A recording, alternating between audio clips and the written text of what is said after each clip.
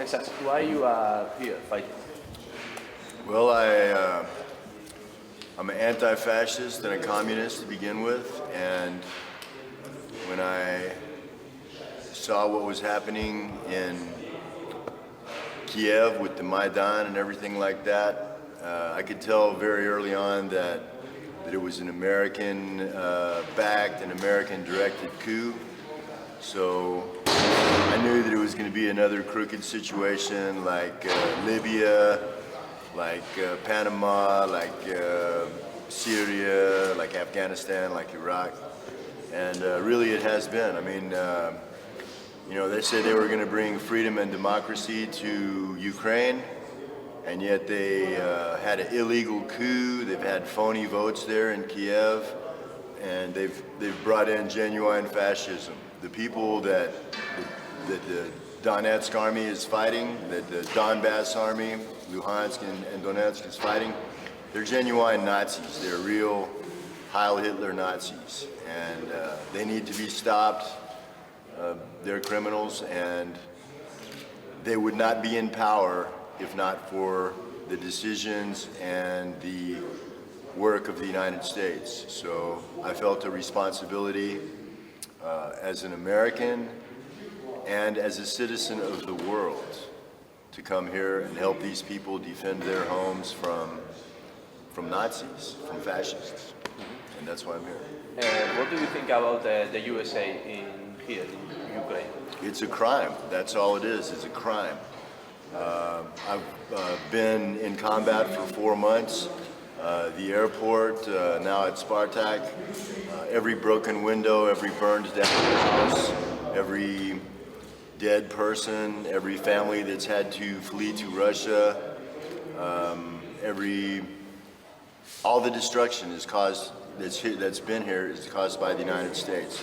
If the United States had not backed the Nazis and caused the coup, this war would not have happened. And none of the people that have died would have died.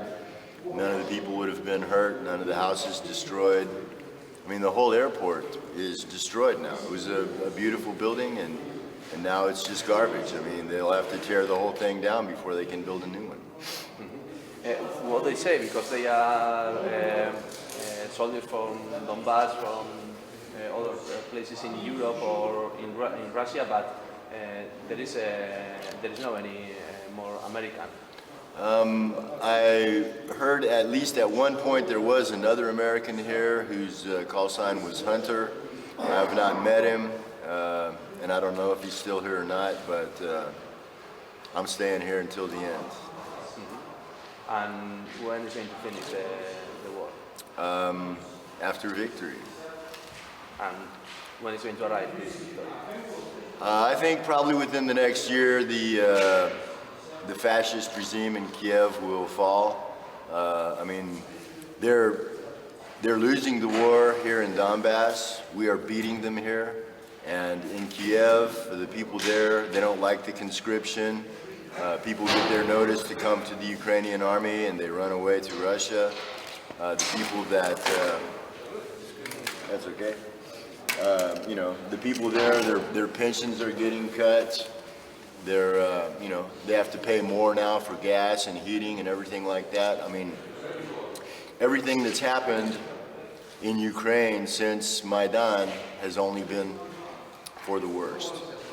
So it's a criminal regime that's made things worse. They are not going to be able to continue on, and we're not going to stop, and we're not going to surrender. So they cannot beat us. They cannot beat us. When did you arrive here to Donbass? I left America in the end of November 2014, and I flew to Rostov. I stayed there for a couple of days. I went to Volgograd, Stalingrad. I went to Mamiev, Kurgan to pay my respects to the heroes of Stalingrad there, and then came back to Rostov and caught the bus from Rostov to Donetsk. I got to Donetsk on the 7th of December, and I joined the battalion Vostok a week later. And how many times here in this position? I've only been in this position for a few days. Before this, I was at several different positions at the airport, including Troika, which was where I went first. December 31st was my first day at the airport. January 1st was my first day of combat. And at Troika, it was very heavy combat. After that, Milnicia, there was a lot of artillery attacks, and now there's been a ceasefire, but apparently the U-Crops don't know it, and they still shoot at us every day. We shoot back. This is Spartak, where we are now, north of the airport. We're making progress. We're pushing the U-Crops back, but it's a pretty hot position. We shoot here every day. Mm-hmm. What's the hardest moment here in this position? The beds aren't very comfortable here. But that's okay. The beds are very hard. But great comrades. Food is not bad. We do our jobs, and that's the life of a soldier. Okay. Nothing more to ask? It's okay if you want to say something more. Well, just that the battle in Donbass, it's truly Armageddon. It's truly the fight between good and evil. The people that we are fighting with, that we are fighting against, they're Nazis, they're mass murderers, they kill women, children, prisoners, they bomb hospitals, they bomb schools, they bomb people's homes. They cannot be allowed to prevail. So the people, everybody that comes to join the Donbass Defense Forces is a hero. I mean, some guys, they stay in the back and they just work with supply or something like that. And the guys that are at the front line, they risk their lives every day. But that's a hero. They're doing it because it's the right thing to do, and I'm proud to be with them, and I'm going to stay here until this is over.